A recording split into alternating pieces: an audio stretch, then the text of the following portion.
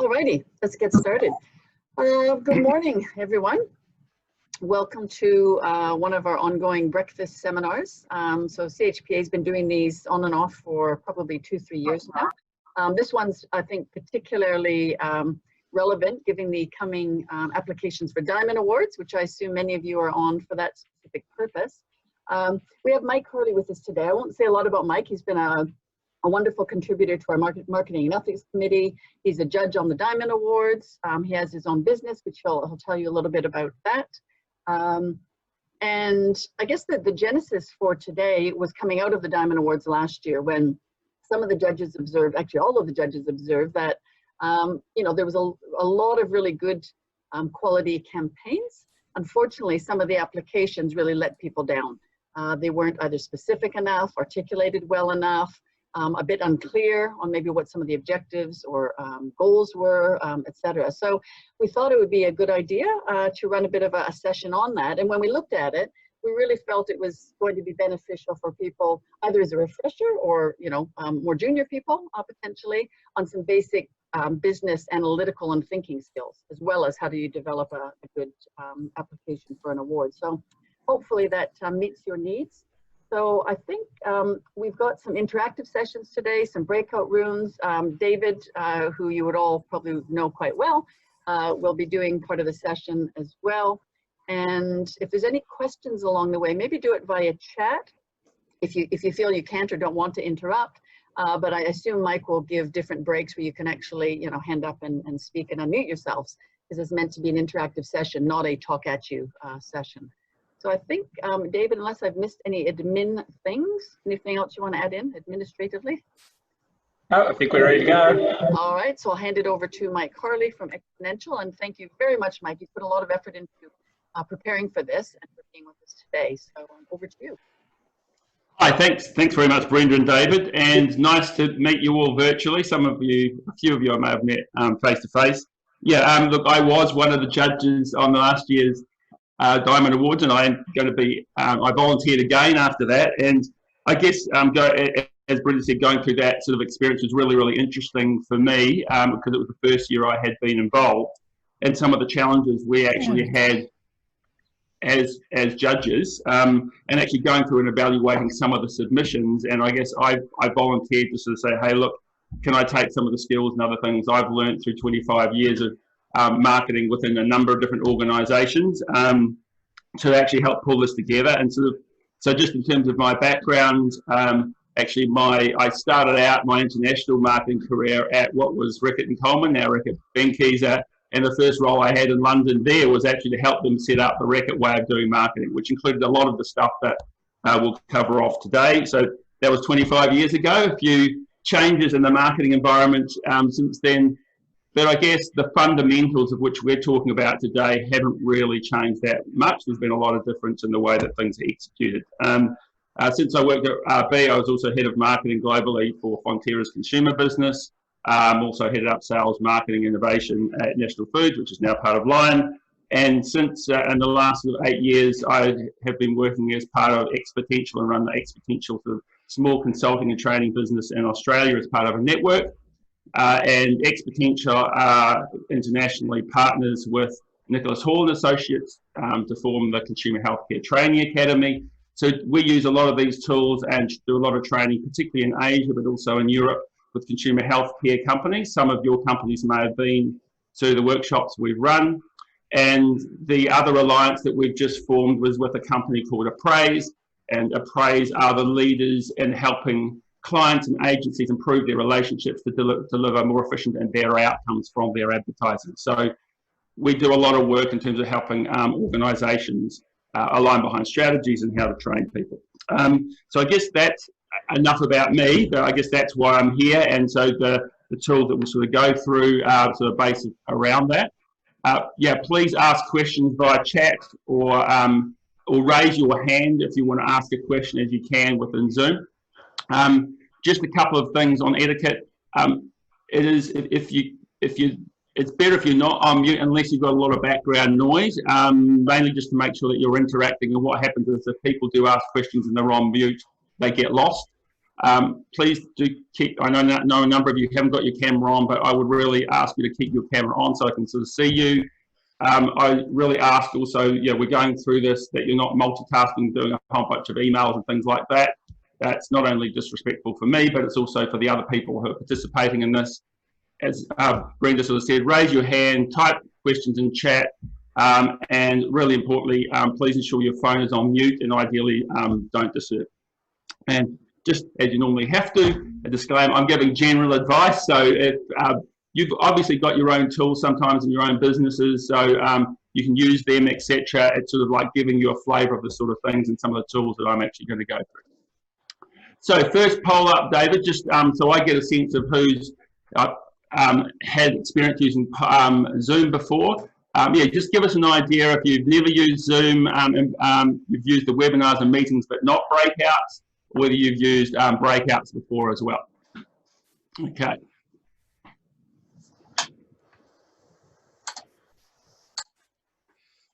That's really great. So just looking at if you want to share the results. So if you have a look, there's a couple of people who haven't used Zoom before. Hopefully you've used some other webinar or meeting like Skype or Teams or whatever. A number of you that have been on webinars without meetings. What you'll find within this is with the breakout rooms that we'll be running, it's a bit like when you're running a workshop and you have tables with people and we get you to do exercises in tables. In the real face-to-face world, what we'll be doing is breaking you out virtually, so you've got groups that are your company groups, so you can have talks around a couple of the exercises and things like that, which we'll share with you going forward. Okay, so we can get rid of that poll for now.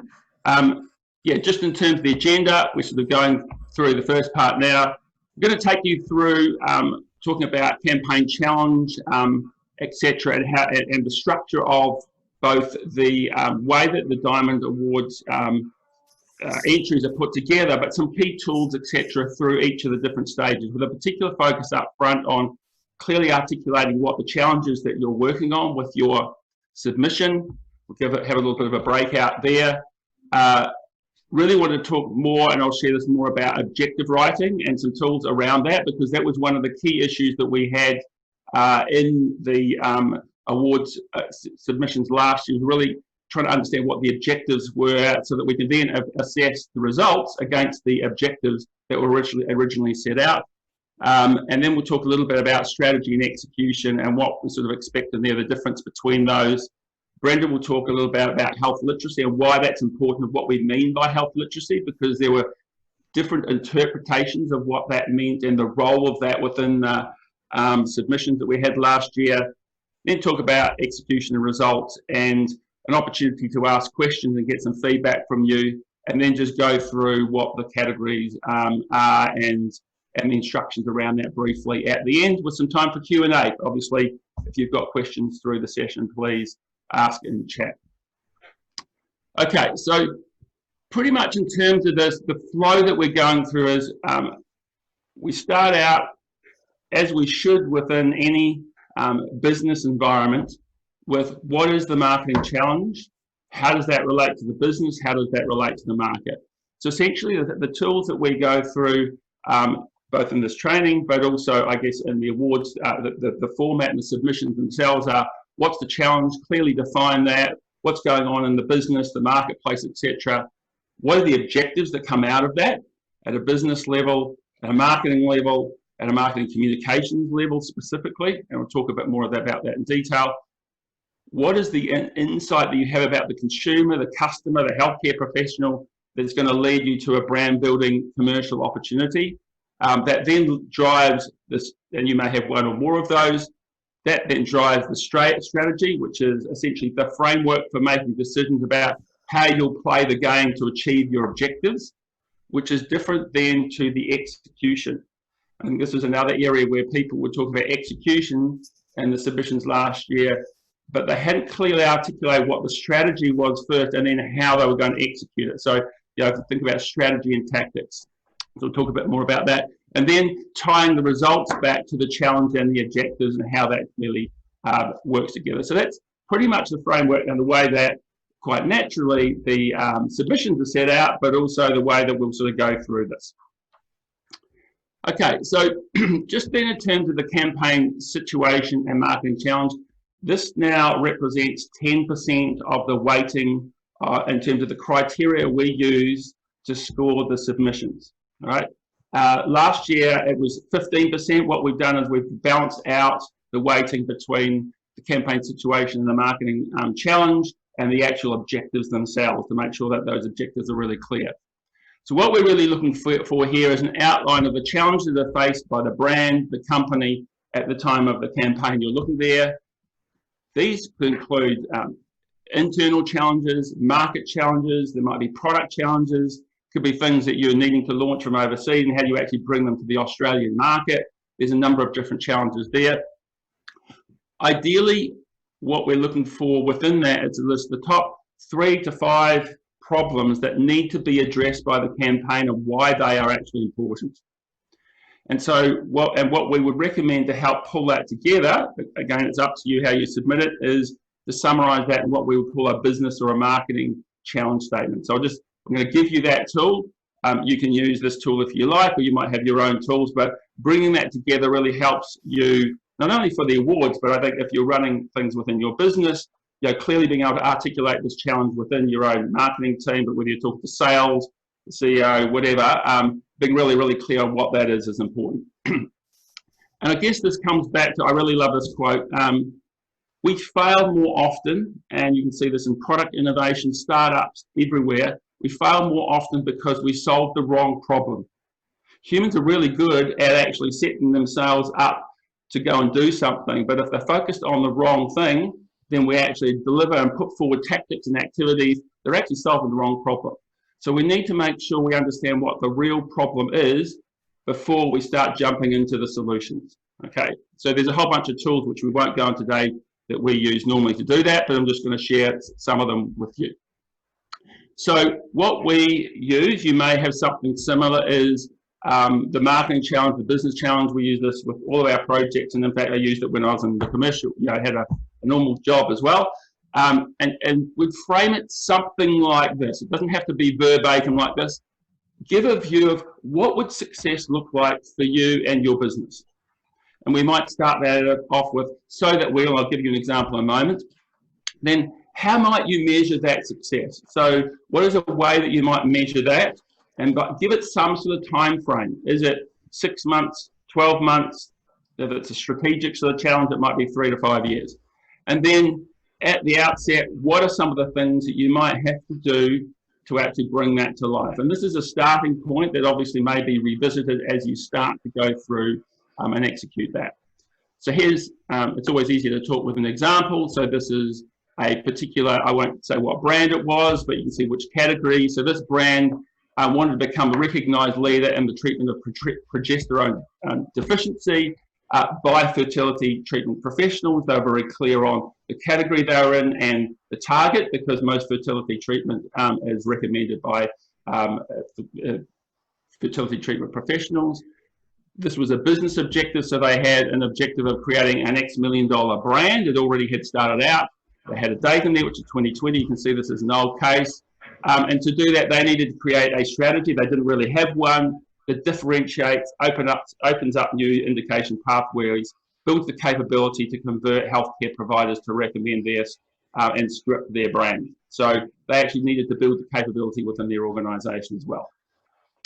So that's sort of an example of a, what do you call it, a business challenge statement, a marketing challenge statement, a brand challenge statement, or an innovation challenge statement. We use a similar technique for all of them.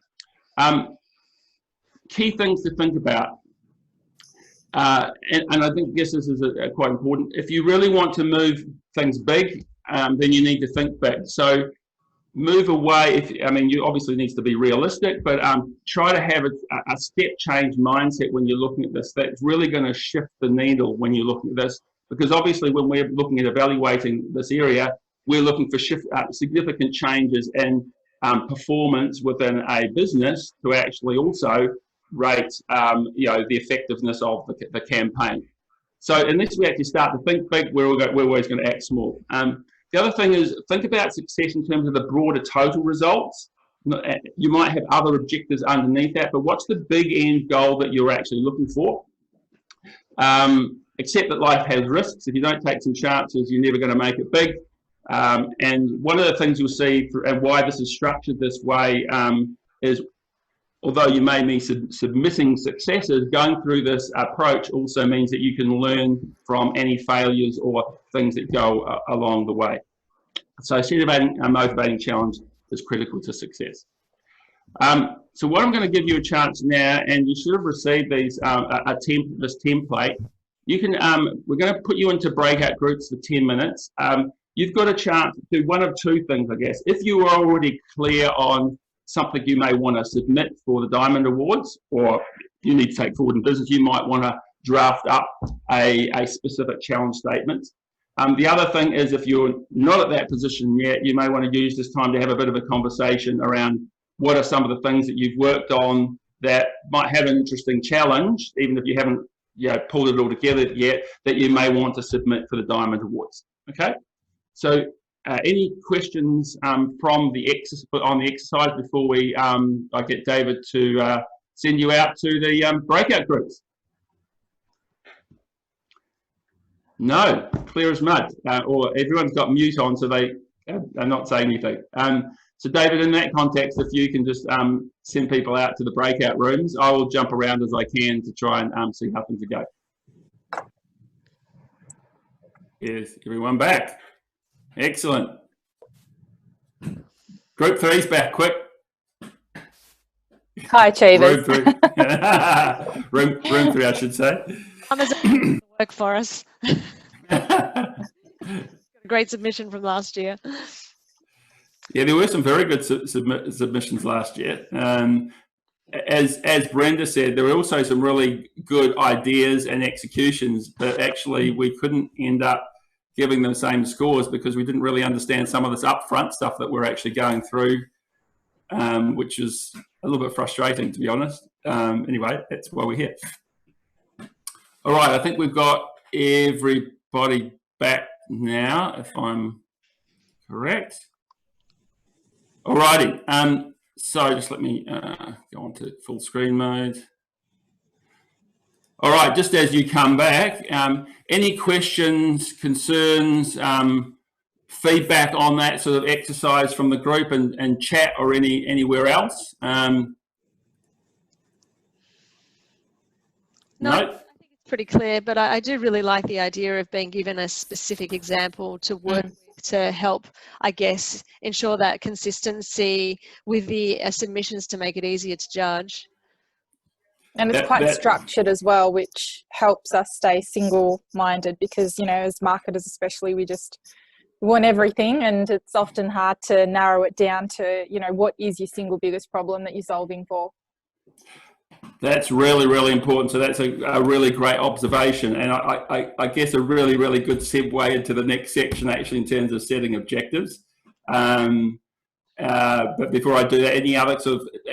Well, of course, as you go through, if you haven't got any other questions or any thoughts about that, please use the chat function. That's what it's there for, and both David and I are sort of monitoring that. So yeah, that sort of brings us, I guess, onto the objectives sort of section of, I guess it's for the awards, but it's also, I think, in everyday life, whether you're in marketing or whether you're a general manager in a business or whatever else, is, this was probably, at least for me personally, because I'm probably a bit of a stickler on it, but I think it's actually really important for marketing overall. The lack of clarity around some of the objectives that were set out in the submissions last year really, really made it difficult. It made it difficult in a couple of different areas. One is we didn't really understand how the challenge came down from the marketplace to say, okay, well, what are we actually really trying to achieve with this particular campaign? And when we then wanted to go to look at the results, how do we actually compare what we achieved with what we set out to actually deliver? And if you can't actually go back, you can't have that two-way thing. How can you actually learn, and how can the business move forward? So that's why this year we've actually upweighted the objectives setting part of this to 10% of the overall scoring that we use. So there's a couple of things I'm going to go through here. One is the type of measure. And the second one is the principle of SMART objectives, okay? And look, many of you have probably heard this, and I may be going through things you know before, but it was amazing how this was not clear coming through before. So I feel it's really important, and it's a basic thing for marketers. So essentially, what we really want to have up front is clarity on the objective type. Is this a business objective? Is it a marketing objective? Or is it a marketing communications objective? And these essentially should cascade from each other. And clearly, obviously, because we're looking at marketing effectiveness awards, when we're looking as marketers to talk to the rest of the organization, whether it's the managing director, CEO, or a board or whatever, those marketing objectives ultimately need to tie back to the business objective. So if you can get that link going all the way through, that's really, really important. So if we understand what each of those are.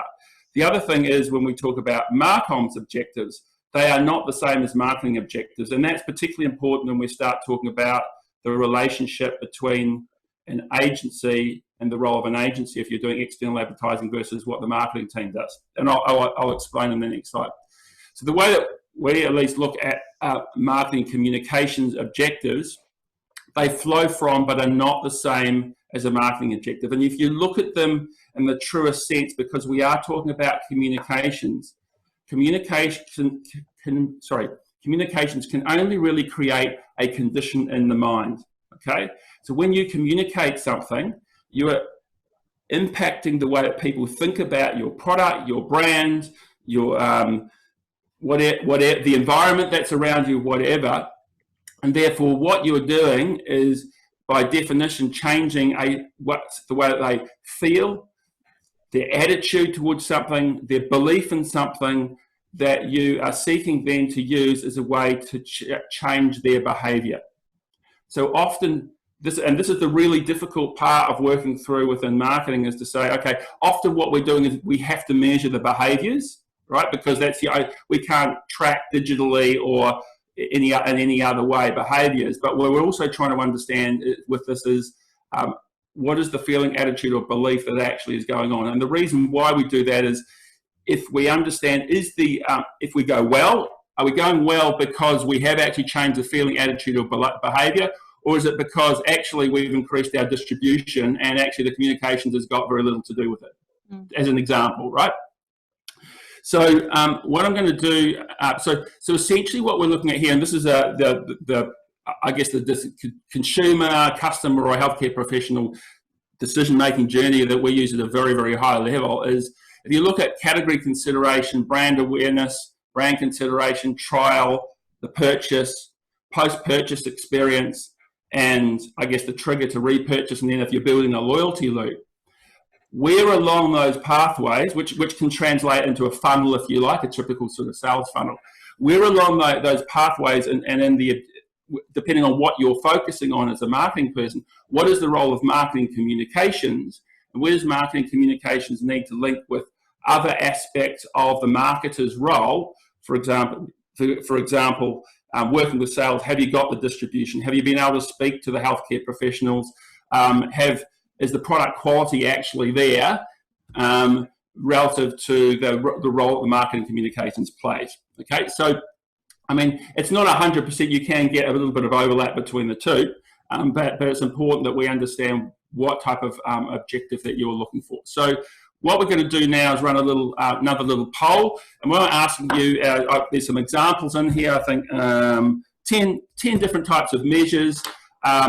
Is this a business measure, marketing measure, or marketing comms measure? So have a go at it. I'm not going to test you on it later on, but go through and answer the poll, and we'll sort of, at the end of it, when you're finished, I'll give you what I think are the answers. Okay?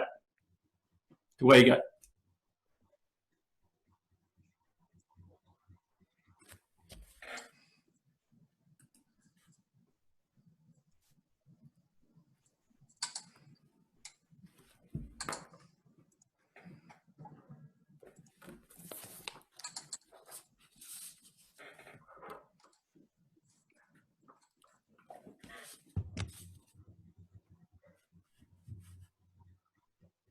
Oh,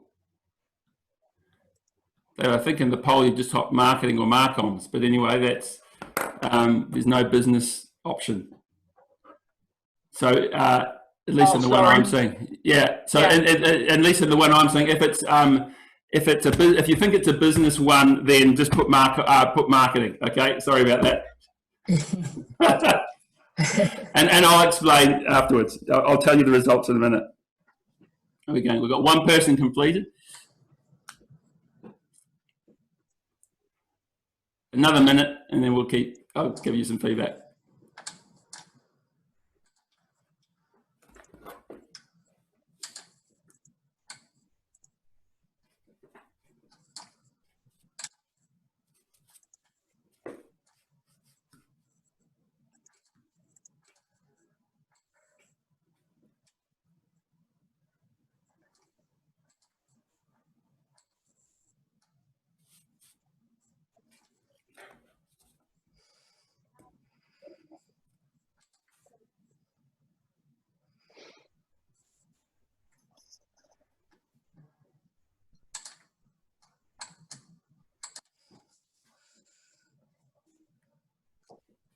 Good to hear some people tapping away there. We should have some nice ambient music playing while this is going on or something like that. Yeah, I think so. I have to think about that in the future. I could sing, Mike. Go for it. Maybe a little Enya to relax people while they make their decisions.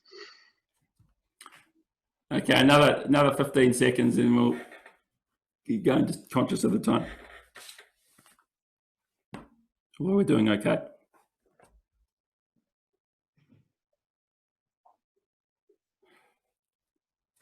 Alrighty. Right, David, I think we'll close out the poll now, if that's okay. So I'll just go through these. So the first one, in terms of first question around targeting new customers, that is definitely what I would call a marketing objective, because that's a decision from marketing, normally led by marketing, as to which target group you're going to go after, which would then be included in a brief to an agency. And it may be related to product as well as marketing communications and other things like that.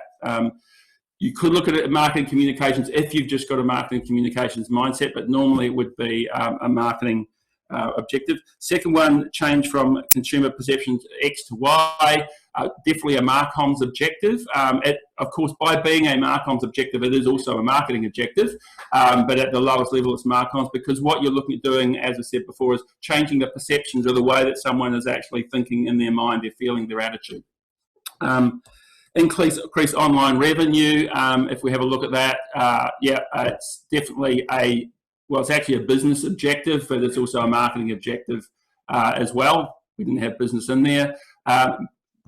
Marcoms, if you can't increase revenue, for example, on online, unless you actually have fulfillment. So it depends on how you define revenue, but most businesses, when they look at online sales, look at the cash, look at the fulfillment aspect as well, not just whether someone's clicked to put something into their cart and then paid. You actually need to fulfill it. So let's say you don't fulfill it. That's actually an issue that's not marketing, it's somewhere else. It's certainly not Marcoms. If you look then at building brand awareness, definitely a marketing objective, because brand awareness is not just related to marketing communications, it's related to distribution, it's related to a whole bunch of other things that go beyond purely the communications aspect, although marketing communications is, of course, a very, very important part of that. The question is, what role does marketing communications play alongside other things? If you look at increasing followers on social media, I would tend to push this into a Marcoms objective. Of course, that would mean it's marketing as well, primarily because it is very, very comms focused. You could say, okay, it's a behavior to click on a like or whatever, but it's very, very strongly linked into communications. Growing market share, definitely a marketing or even a business objective. Launching new products or services, that's definitely a marketing objective or a business objective, depending on the way that that's going forward. Increasing brand association with a certain feature. Yes, it would be. Okay. Sorry? We got a question there? Maybe someone had a call coming in. Okay, so just in terms of brand associations with a feature, that's definitely a MarComs objective. Of course, by definition, that's also a marketing objective, but it's important to distinguish between the two. Increasing Facebook video views, pretty much the same discussions before. MarComs, I would look at that, but obviously you might want to look at dwell time on there to see whether, which would be a better measure, because they just view the first 2 seconds and then they turn off. That's obviously a different type of thing. And boosting email subscriptions, definitely I would look at more towards a MarComs objective, because essentially they call to action piece within any sort of thing that's pulling you in has got to relate to the communications. It's a little bit difficult again though, because obviously there's an action part of that. But hopefully you get the sense of that obviously, in particular, what we want to do is differentiate between business objectives, marketing objectives, and MarComs objectives. So have a think about that as you go forward. Okay, so I think we've shared the results, David. We have. Okay, so I think we'll close that down, and then we'll go on to the next part, which is really talking about smart objective writing. Okay, so this was probably, I mean, everyone, I'm sure everyone's talked about and heard of the concept of smart objective writing. So I'm not going to ask you that question whether you have or not, but it was quite amazing to see some of the objectives that came in the awards last year, and I'd say at least 60, if not 70% of them weren't smart. Okay, so that makes it quite a challenge. So just in terms of the definition we use, there are some slight variations. Specific means it's specific, exactly what is the desired outcome, why is it important. Measurable, it needs to be quantified, either ideally from data, but if it's a qualitative measure, what is the measure that you're actually using? Is it realistically attainable, which obviously should link into the challenge? Is it relevant to the strategy and the objective? So we want to see that the measure actually relates back to the challenge that you actually have been talked about in the market and other things like that. And very importantly, is it time bound? So are you looking to achieve this particular objective in 3 months, 6 months, 12 months? Is it a longer term objective? Okay. So examples of that, and it's quite prescriptive how you would normally write a SMART objective is, for example, increase market share from 20 to 50% of scripted business or whatever else. To increase scripts written from one number to another number by a certain point in time. And obviously this links back to part of the challenge statement you saw before. Develop and launch new pack sizes and artwork by the end of calendar 2016. I've taken an O one. But you can see, I mean, it sounds quite formulaic in terms of how you structure a SMART objective. You might have the time frame being the same for all of them, but be really, really clear what is the objective that's actually there, and there needs to be a measure in there. So there were a number of things in there. Well, we're going to go to a poll because we got some examples, depersonalized, if you like, that I've sort of pulled out and changed around a bit. That actually came out of last year's sort of things. So you won't, from a confidentiality point, you won't know who they're coming from or anything like that. So we'll just go to this next poll. What I'm going to ask you is this a SMART objective based on those definitions? Yes or no? So I'll give you a minute to go through the 8 examples that we've sort of got here.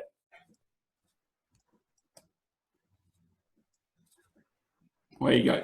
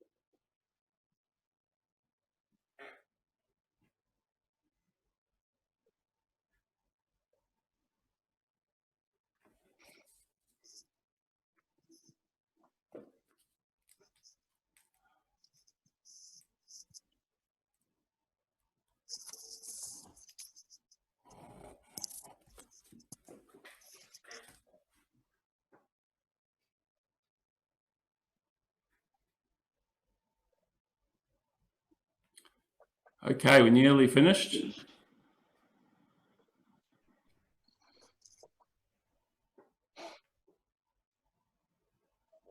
All right, another 15 seconds and we'll close it out.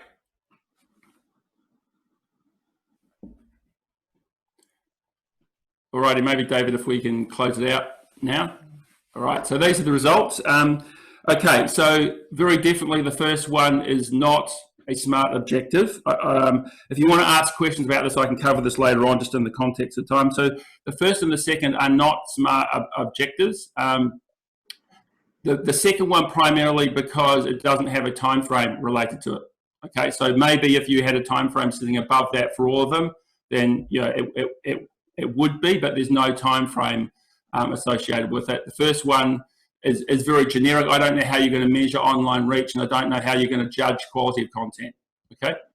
The third one, if you like, is very clearly yes. It has got a clear measure of that. Yeah, you in your own business may have a definition of what awareness is, but so probably want to see that. But in general, I would call that a SMART objective, because normally within a business, if you talk about brand awareness, there will be a measure that normally people would understand what that means for your particular group. Number 4, yes, definitely a SMART objective. It's got a specific objective measure in there. It's got a time frame, etc. Number 5, educate consumers on definitely no. I don't know how you're going to measure that, and I have no time frame against it. Of course, we don't know whether some of the other ones are in there. Number 6, engaging messages that resonate within the audience groups. Definitely not. I don't know how you're going to measure what the measure is in terms of engaging messages and or with what audience groups. So it's a very, very, very generic. So I don't know how you could actually measure whether you've done that or not. And number 7, just ticking it off.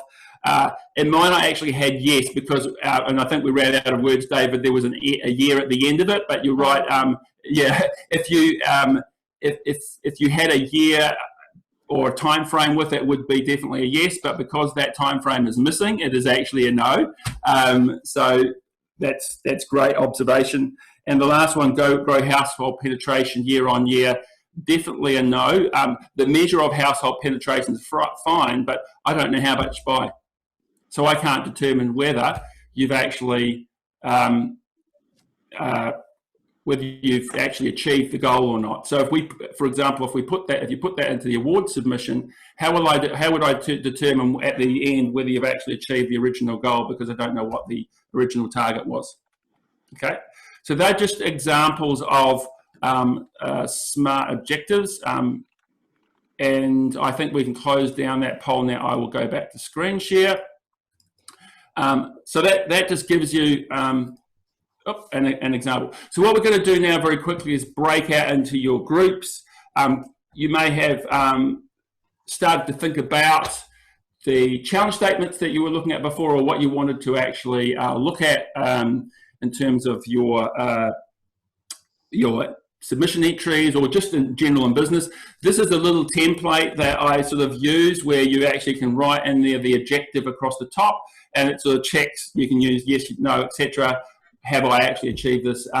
Is this objective actually SMART? So I'm just going to give you about 10 minutes to now talk about within your groups, what are some of the SMART objectives that you may want to actually think about, or it may be, how do we actually make sure that we're defining objectives as SMART when we're working, whether it's for the submissions or whether it's within your businesses in general. So I'll let David break you out into groups now, and I'll go around and answer any questions. Okay?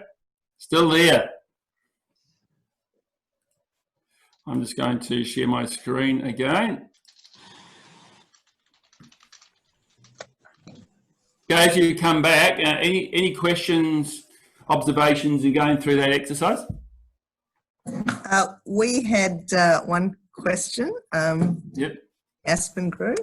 We're just wondering, because in the example that we were doing, we had some SMART objectives for certain measures, brand health measures, but they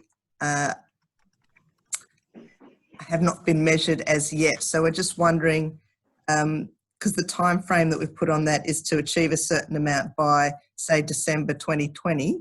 Reach that time period yet. So that was one of our objectives. Do we include that in the submission or not, do you think? I think the way I would look at it, and I'm speaking for myself here, hopefully we can guide the rest of the judges as well, is I would put that in as an objective and be clear that the measure is coming, but obviously we want to see some other objectives that relate to the time frame, so it allows us to assess how well the activity is actually performing versus what you originally set out. Okay, so the good thing from my perspective is to say, well, firstly, you're measuring brand health. You've got a time frame that's potentially more realistic, because sometimes people put in a brand health measure expecting things to move substantially in too short a space of time. Those sorts of things. Yeah. Does that answer your question? Yeah, that does. And just one other sort of related point on that, we had another brand health measure that was also for a certain time frame, and it was measured probably 6 months earlier than that, and it was sort of showed it was working towards that point. So from what you've said, we would add that in, and you would take that into consideration, I guess. Yeah, because it's showing that you have, I'm just making this up, if you're at a set, that's why often with SMART objectives, when they're doing this with facilitating strategy workshops and training, we sort of look at where am I, rather than saying a percentage increase, it's better to say, where am I today, where do I want to be in 12 months time or whatever, because then you've got the baseline and you can actually show how you're moving towards the end goal. Yep. Okay, great. Right. Right, any other questions before we move on? No, great. Okay, right, so the next thing we're going to talk about then is strategy criteria, okay? So there's a lot that sort of sits in this as 20% of the weighting. So the key elements and things to consider are, what are the key insights that you've got that you're leveraging? And I'll give you a tool that we use for developing an insight. That's around the consumer, healthcare professionals, other areas, and that we use as the basis for the strategy. So what we're trying to understand is the insight that led to the strategy. Okay, what are the broad marketing strategies employed to meet the challenge and to deliver those objectives? So it could be around branding, so the positioning, architecture, naming, other things, the product strategy, the promotion and communications area around the content, the customer journey, touch points, etc., the distribution channels, pricing. And within that, then, what is the big idea, without getting into the execution, what is the big idea that you have come up with which ties that all together? Because successful strategies tend to be driven off one core idea, particularly marketing, that then is executed through a number of different different routes to market. So ideally you've got a big idea that pulls that together. If you can clearly articulate that, it then enables us to actually look then at the execution piece to sort of see how your execution ties together to the strategy as well. So on that, just in terms of what is an insight, you may have your own definitions within your own business. This is the XPotential one. If you're looking for something, the way that we look at it is, and certainly the way I've been looking at it in terms of judging things, is a deep and profound understanding of a consumer or customer or whatever targets, beliefs, attitudes, or behaviours that leads to a brand building and commercial opportunity. So, and this is the way we've structured the way that we look at things. So it's actually not just about using data. It's about how you leverage data and understanding to then pull that together to give you a clear, concise description of how you can leverage that need or that understanding as an opportunity within the marketplace. So an example, a template we use, which you should have in there, we won't have time to go through that, is the title of the insight, wording in the effect of what is it that we understand. So now that we understand that, whatever that is, and I'll give you an example in a minute, there is an opportunity to do something for the brand, the company, whatever. And ideally when we're looking at this is what makes marketing so interesting, is it's not just about one source of information. What are the different independent sources of information we're using to leverage and create that insight?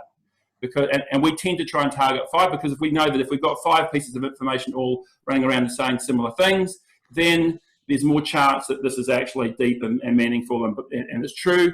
It's also when you go to an agency or your sales team or your CEO, if you want money or whatever, if you've got some data to back this up and you can show it's not just one piece of data, it's got more value. So an example of that, this is a very old one from some work that we did many years ago in the UK. So it's probably still relevant, but is something like, without the data, now that we understand that, so this is for Nurofen for children, now that we understand that parents are going through the most challenging times at 6 months, and you can look at all the data around what happens with teething and blah, blah, blah, blah, there's an opportunity to be the partner to the family, ensuring everyone gets the rest they deserve. Okay, so this at the time was a completely different tack to the main competitor within the market, who had a very different insight that was driving their brand, and this drove for them their communications, their product development, and actually you can still see some of the stuff happening today. So this is a very simple example. If we have something like that as the cornerstone of a strategy that then goes down into how you do that with your brands, the communication, everything else, it makes it very clearly understandable what is driving the strategy and what is driving the big idea that then sort of comes from that. Okay, so, oops, sorry, I jumped in. So we don't have time to really go through that here. And actually, normally it's like a day's workshop we run to help people pull this together with a whole bunch of other tools. Any questions on that or anything else around this definition of an insight and why it's important, or the area of strategy overall? And I'll jump back to this sort of slide. Any questions around that, both in terms of your business in general or in terms of the awards specifically themselves? Yeah, Mike. It was my first time attending the Diamond Awards last year, and we had a submission. And as I looked around the room, I was so impressed with all of the entries. But I did notice also that there was a great amount of detail as well. And I'm just looking at the example that you're sharing now, and I'm thinking, wow, that's a really nice, simple, clear approach. I guess my question is, what level of detail are you actually looking for these submissions? Just so we can, make sure we put together the best submission we can. I think in terms of this area, so what you see, in terms of what you would have seen from everyone around the room, from others, there's a lot of detail in there. Some of it, some went to more than others, but there was often a lot more detail behind that came in the submissions. Obviously, they were a summary. The key thing is we don't need to go into the background of all the different data and stuff like that. Remember, we're trying to judge a whole bunch of different submissions, so we're trying to keep it short and sharp and succinct.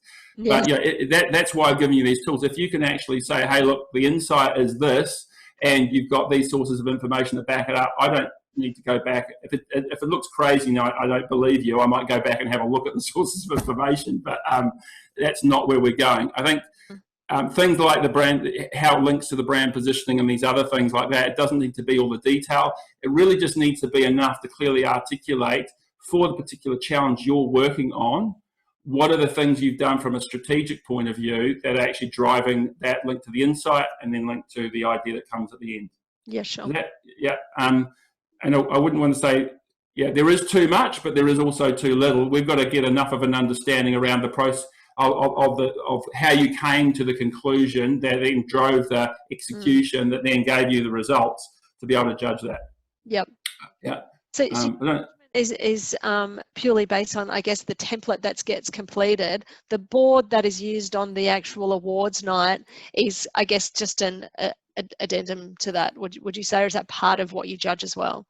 We judge the content behind that. We don't really use the A3 document that's put out there. Okay, got it. Thank you. Yeah. The A3 poster is more just a snapshot for everybody else to give everybody context. Yep, got it. Yeah, which is really nice as a participant on the night to go around and see what everybody's doing. I found it really helpful. Agreed. I really enjoy that part of the night as well. Yeah. Any other questions? Well, feel free again in chat if you've got questions or feedback. Sort of as we go through, we can, as they come to mind. That's what chat's all about. Okay, so I'll jump through that. and then I'm going to hand over to Brenda, because obviously, as you will know, health literacy is a key part of this. Probably a little bit different to other marketing awards, but very important for the industry. Okay, thanks, Mike. So I guess on health literacy, I've got a whole bunch of points there. I'll just touch on a few of them. If you look at our industry as a whole, this is the CHP representing the industry, you know, when our work is done, you know, our vision, i.e., is consumers have information and products to practice self-care with confidence. So you'll probably hear a lot about self-care in the CHPA advocacy and platforms. Tricia is well embedded in all sorts of things to do with healthcare and is a good source on that. So what does self-care mean? It's basically, WHO, you know, defined it as, you know, all the activities and steps that a individual for themselves, their family, and or community does to either, you know, maintain good health, manage, you know, minor conditions, manage chronic conditions in some cases, and that could be with or without a healthcare practitioner. So it's basically the majority of the healthcare that goes on around the world is self-care, frankly, but it's not really acknowledged in health policy officially. And that's, again, that's a whole other story. And we've got a self-care alliance that we support as an industry, and we're working on getting it into the national health policy. But at this stage, I guess, in this context, so self-care is the basis. Now, you can't practice responsible self-care without being health literate. So we really rely on consumers to have... Only 40% have good health literacy, 60% alone. Oh, sorry, Helen, do you mind muting? I can hear you there. Oh, sorry. That's all right. But that's good. I'm glad you're looking at the statistics. So this is the shock that only in good old Australia, you know, highly developed country, only 40% of Australians are deemed to have good health literacy, adequate health literacy.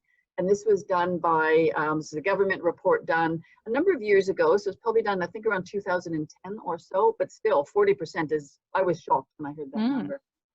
And we also know consumers are being bombarded by information. I'm sure most people on this call can get bamboozled at times when you're Googling your latest symptom or your kid's symptom or your partner's symptom or whatever. So we're getting a lot of information thrown at us. We're not health literate in a high way to begin with in this country. And we know it's a fundamental way to do good self-care. And we are in the self-care business. Our industry is all about self-care with our non-prescription medicines and healthcare products. We know governments and healthcare professionals have various programs and strategies to improve health literacy, but it is not being talked about on a national federal basis enough. And that's part of what we do as an industry association, is to advocate around that.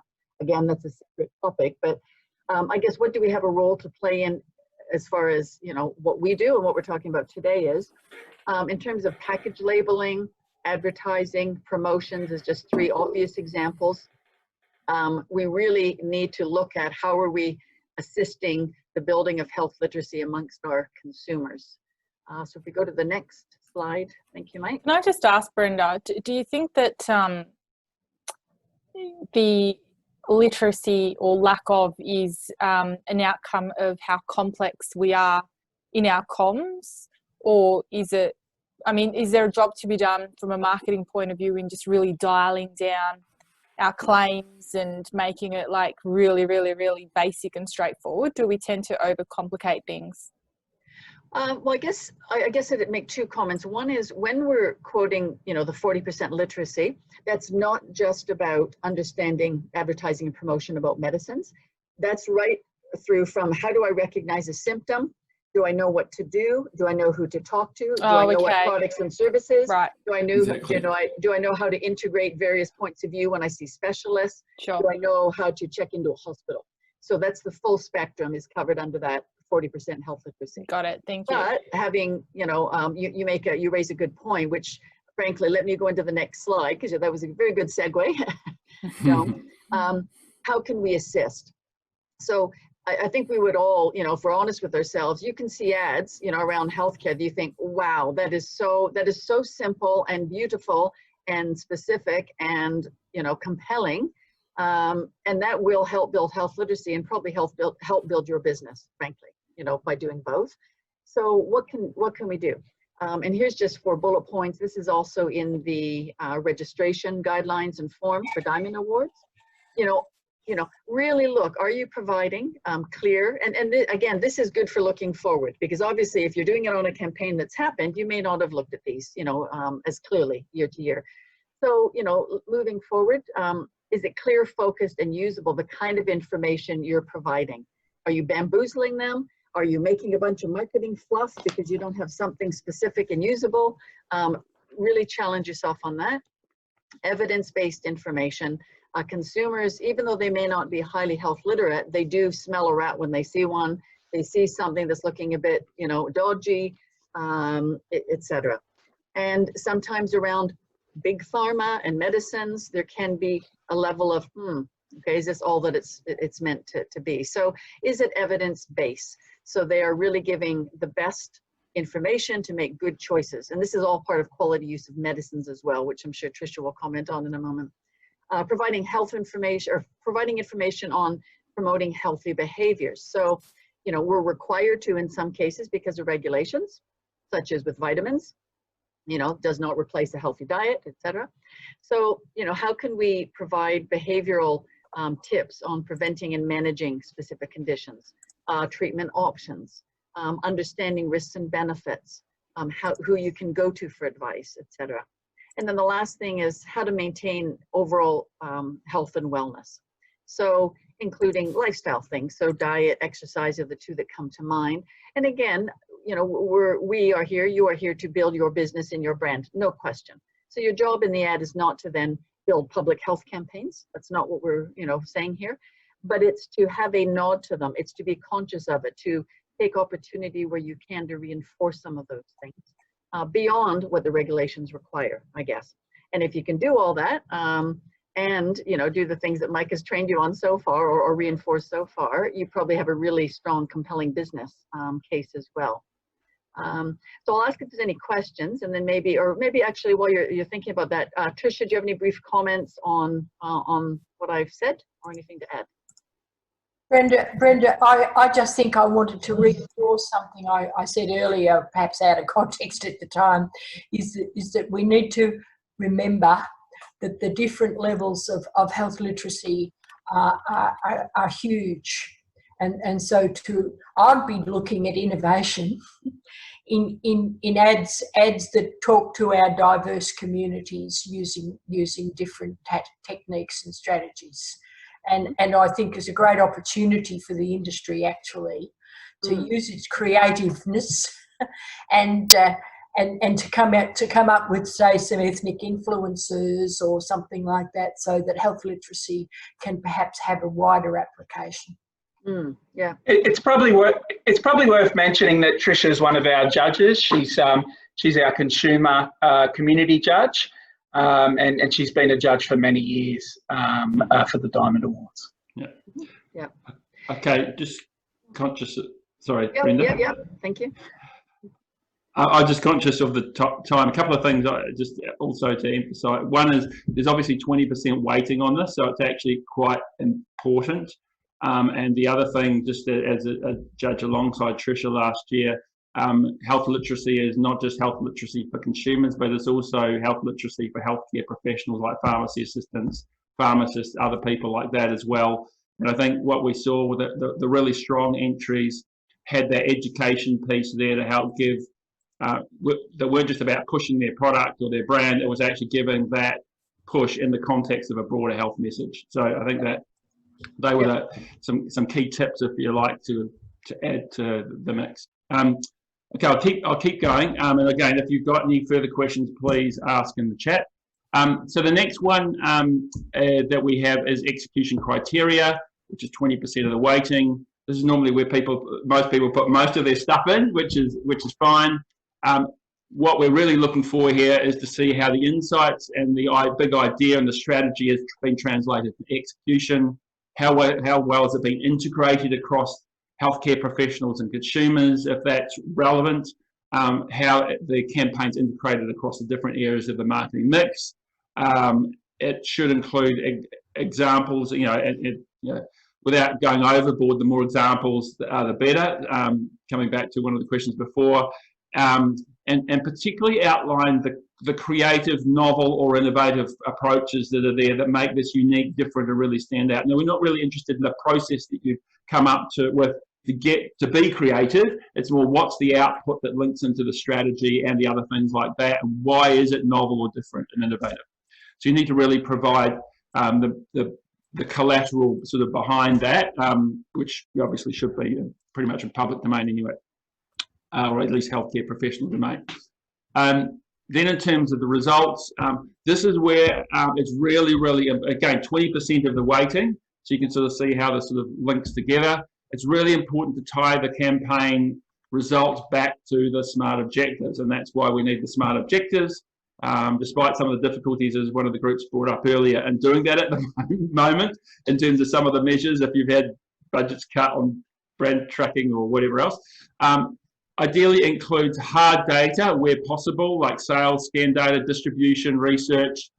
Return on investment measures are extremely advantageous because we're looking for effectiveness here, especially if you can, not specifically, but if you've got some benchmarking and other things like that that are in there that show, normally you do this and this one's achieved that, then that's very effective. And here what I've just sort of done is pulled out, essentially this comes in your submission criteria. What's the campaign objectives? What are the results? Just so that we can actually see those really clearly in terms of how you've actually delivered against those. So that's sort of the end of the stuff I was going to take you through. That what we're just going to do now is, if there's any questions on these last 2 points, which we went through pretty quickly, I'm going to have a quick poll to get some feedback on this from you, and then Dave's just going to take you through the process for entries to the awards and the sections that are there, and then if people want to hang around or whatever, at the end there's an opportunity for a Q&A at the end as well. So, Mike, will you be sharing this deck? yeah, happy to share the deck. I think we're even videoing it, so yeah. Great, thank you. No worries. And look, if you want to get more detail, I mean, obviously at some point I sort of charge by time, but I'm doing this for free. But I'm happy to try and help. I really want to help upskill the ability of people within the industry around some of these sort of areas. So it's a passion of mine. So maybe, David, if we can go to the poll, and we can leave the question till the end. Okay.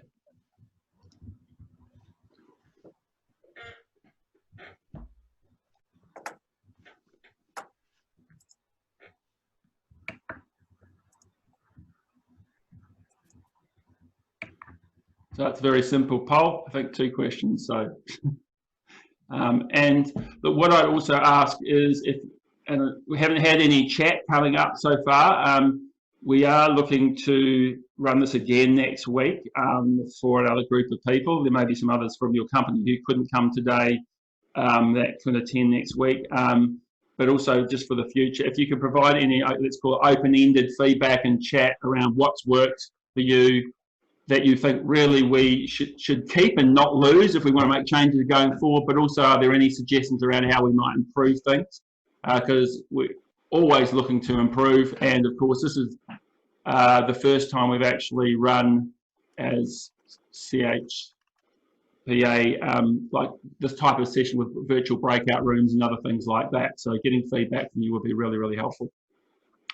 Yeah, the comments in chat that you put will help us promote the event on 2nd of July. So if you did really enjoy it today, we'd really appreciate you putting a comment in, so we can have as many people as possible to the 2nd of July.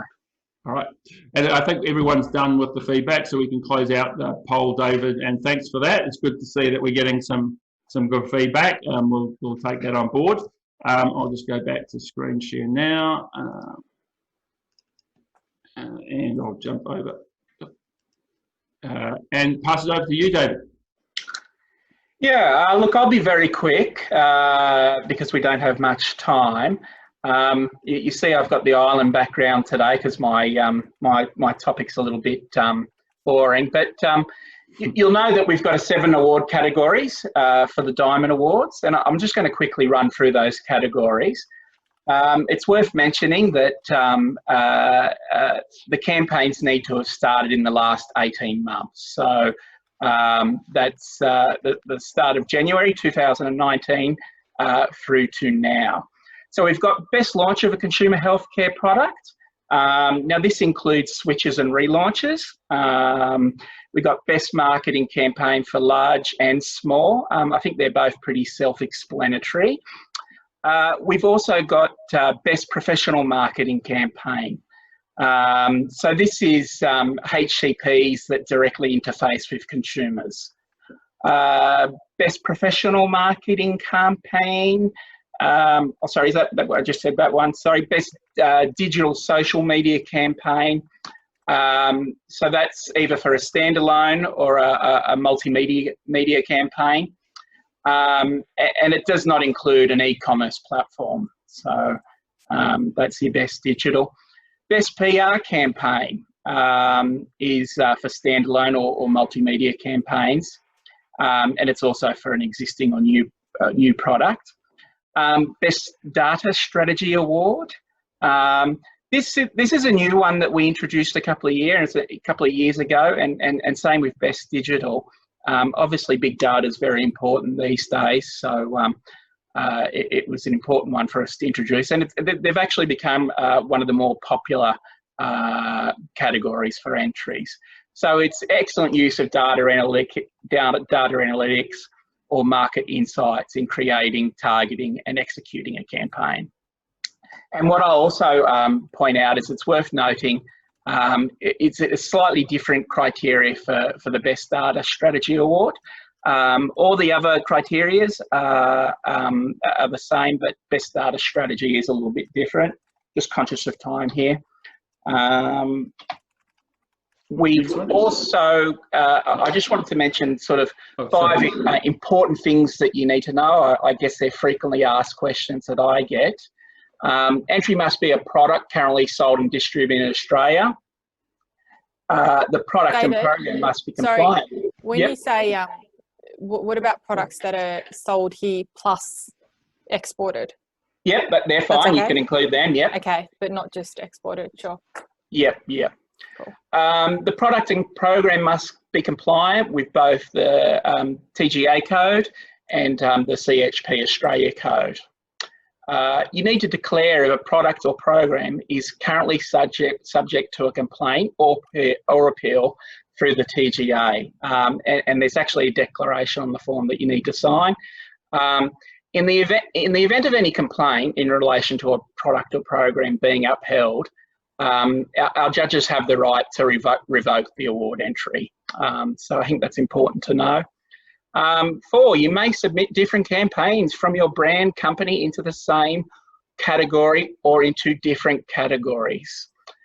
This one's really important because, you know, we often see entries for say Best Large Campaign that we think would be wonderful for you know, HCP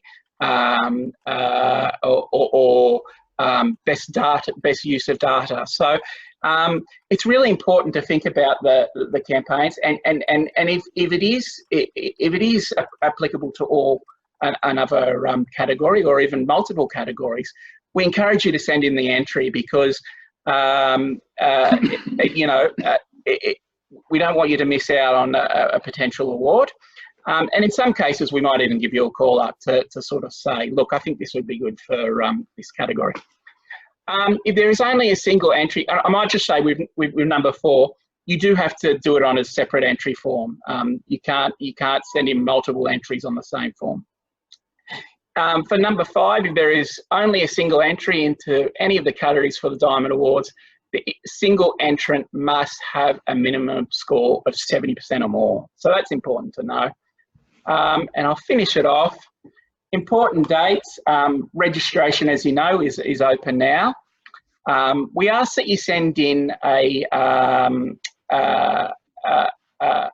intent to send in an entry by the 15th of July. So it's just registering the fact that you're going to be sending in an entry. The deadline for the awards is the 20th of August.